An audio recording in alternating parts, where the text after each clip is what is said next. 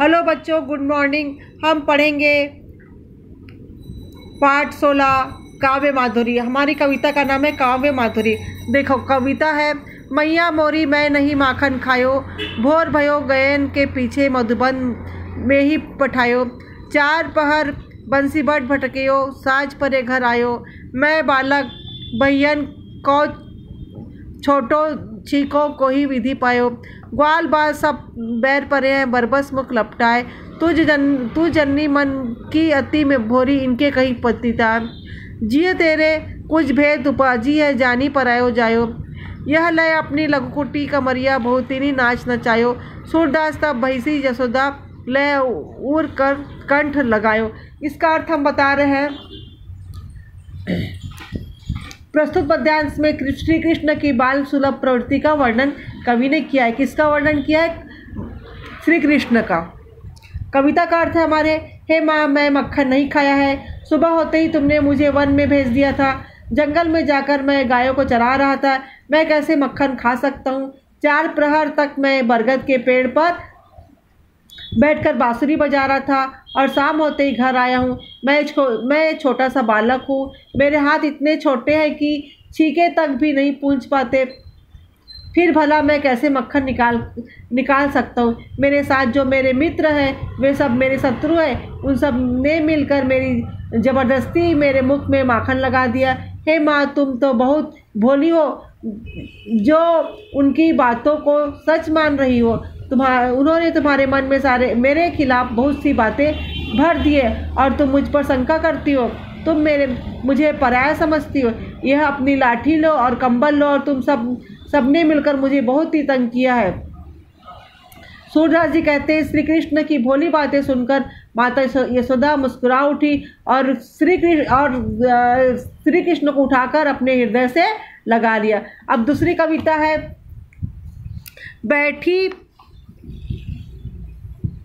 बैठी सगुन मनावत माता, कब आइए मेरे लाल कुसुल घर, कहुओं का पूरी बाता।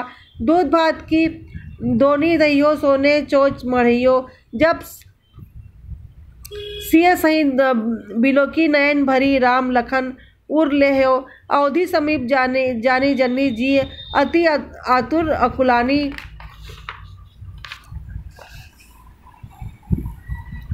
गनक बुलाई पाए परी पुस्ती, प्रेम मगन मृदुबानी। तो ही अवसर कोहू भरत निकट ते, समाचार ले आयो।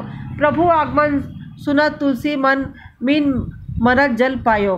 अब अगली कविता का अर्थ है, माता कौशल्या अपने पुत्र की सकुशल वापसी की राह देख रही है और शगुन मना रही है। माता बैठी बैठी शगुन मना रही है कि मेरा पुत्र सकुशल घर कब आएगा। अरे कौवा, तू तो बता मुझे, तू दूध भात से भरी दोनी दूंगी। तेरी चोच को सोने से मड़वा दूंगी। सीता राम को अपनी आंखों से देखकर राम लक्ष्मण को हृदय से लगा लूंगी।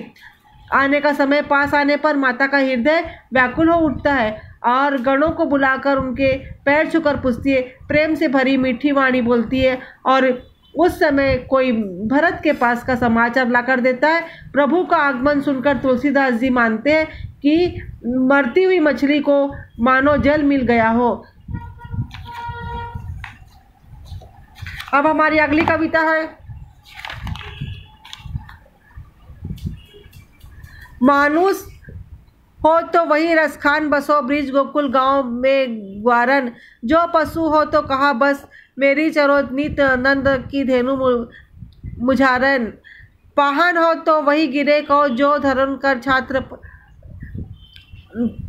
पुरधन कारण। जो खा गए तो बसेरो करो, नित कालंदी कुल कदम की डारन। अब इसका अर्थ है, कवि ने गोकुल की धरती पर ही फिर से जन्म लेने की इच्छा प्रकट की है। और क्या रसखान कवि कहते हैं कि यदि मनुष्य का जन्म लूँ तो ब्रज के गोकुल गांव के ग्वालों के बीच है। यदि पशु का रूप लूँ तो नंद बाबा की गायों के बीच में चरूँ। यदि पत्थर का रूप लूँ तो उस पहाड़ पर रहूँ जिसे भगवान ने छात्र की तरह उठाया है। यदि पक्षी बनूँ तो यमुना के किनारे कदम्ब की डाल पर बसेरा करूँ। अब अगला है, हमर का करे हंसी लोग मन मोर लागे सद्गुरु से भला होए के खोट। जब से सद्गुरु ज्ञान दिए चले न केहू के जोर। मात रिसाई पिता रिसाई रिसाई बटुइया लोग ज्ञान खड़क त्रिगुण को मारो 5-25 चोर। अब तो मोही ऐसन बनाए सद्गुरु रचे संजोग। आमद साथ बहुत सुख लगे जानत बियापे रोग। धर्मदास बिनबय कर जोरो सुनो हो बंदी छोर। जाके पत्र लय लोग से न्यारा सो साहब कस होए। अब हम इसका अर्थ बताते, इसकी व्याख्या बताते। इसमें कवि ने जग की माया और मोह के बारे में बताया है। हमारे ऊपर हंसकर लोगों ने क्या कर डाला, मेरा मन तो सद्गुरु में लगा है, भला इसमें क्या शंका है। जब से सद्गुरु ने ज्ञान दिया है किसी का जोर नहीं चलता है। माता क्या होती, नाराज होती, पिता नाराज होते और राह चलने वाले भी नाराज है। ज्ञान के खटक के त्रिगुण से मारते ही 5-25 चोर मारे गए। अब तो सद्गुरु ने ऐसा संयोग रचा है कि आते समय बहुत सुख लगता है, जाते समय रोगी हो जाते। धर्मदास हाथ जोड़कर सभी से विनती करते हैं कि जिसके पैरों में 3 लोकों में से न्यारे हैं वो साहब कैसा होगा। Thank you.